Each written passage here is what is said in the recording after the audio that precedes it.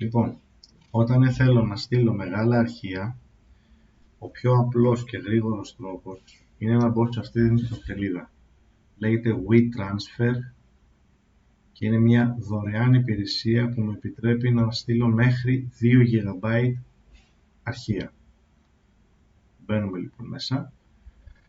Την πρώτη φορά που θα συνδεθείς είναι πολύ πιθανό να σου ζητήσει να κάνεις sign up. Είναι δωρεάν.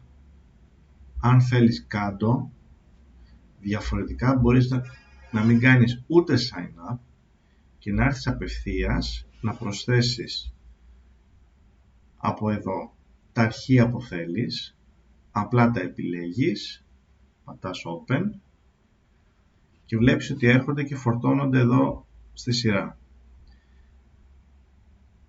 Εδώ θα βάλεις το email του παραλήπτη,